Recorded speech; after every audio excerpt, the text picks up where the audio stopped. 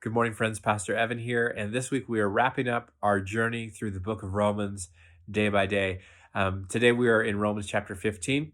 And Paul is going to give away today kind of one of the main reasons why there was such an urgency in his tone as he was talking in his letter about the church being reconciled to each other, coming back together, being able to work through their differences to find harmony.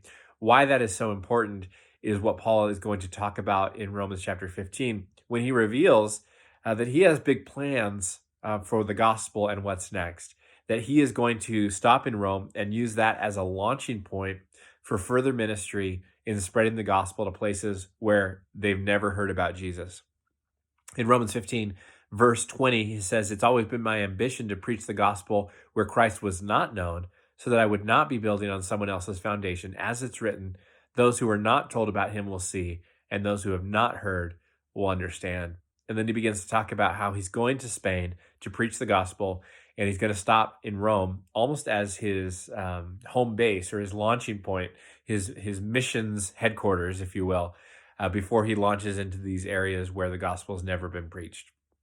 And I think what it reveals about both the strategic mind of Paul, but also the nature of the gospel, is that when the church is healthy, what that does is it allows the gospel to spread and to go into new places. And the urgency we find in Paul's writing around this idea of reconciliation and the need for harmony in the church, it's not only so that the believers in Rome can be nice to each other or, not fight, or those things are important.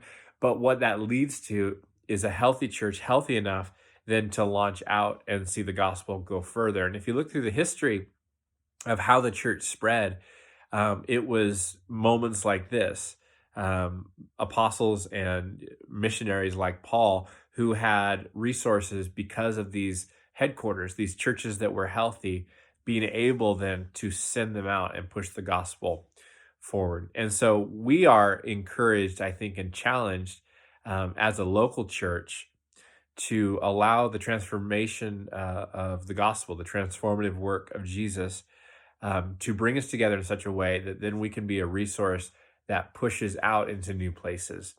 And so we want to continue to lean into that idea that the gospel is not only for us and our individual needs and our own individual salvation, but always we are on mission, right? Always we are called to see the gospel reach somebody else, somebody new, somebody who has not heard, somebody who has not received.